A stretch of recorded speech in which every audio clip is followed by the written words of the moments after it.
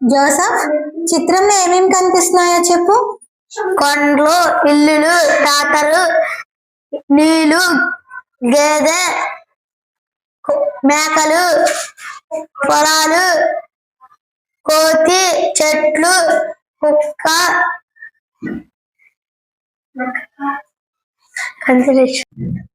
కావ్య, చిత్రంలో ఎవరెవరు ఏం చేస్తున్నారో చెప్పు. ఒక ఇద్దరు మాట్లాడుకుంటున్నారు. ఒక ఆమె గడ్డి మోసుకెళ్తుంది, ఒక ఆమె పళ్ళు తీసుకెళ్తుంది.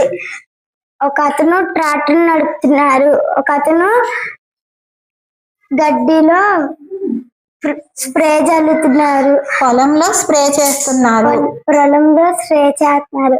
ఒక కోతి చెట్టు మీద కూర్చుంది, ఒక అతను మేకలు తోలుకెళ్తున్నారు.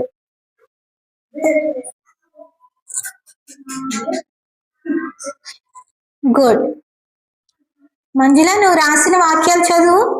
ఒక అమ్మాయి పండ్లు తీసుకెళ్తుంది, పొలంలో నాట్లు వేస్తున్నారు, కొంతమంది పిల్లలు నీటిలో ఆడుకుంటున్నారు, ఒక అతను ట్రాక్టర్ నడుపుతున్నారు, ఇద్దరు భోజనం చేస్తున్నారు, ఒక అతను పొలానికి స్ప్రే కొడుతున్నాడు, ఒక అతను నిద్రపోతున్నాడు, ఒక అతను గేదెకు స్నానం చేపిస్తున్నాడు, ఒక అతను మేకలు తోలుకెళ్తున్నాడు అని రాయాలి.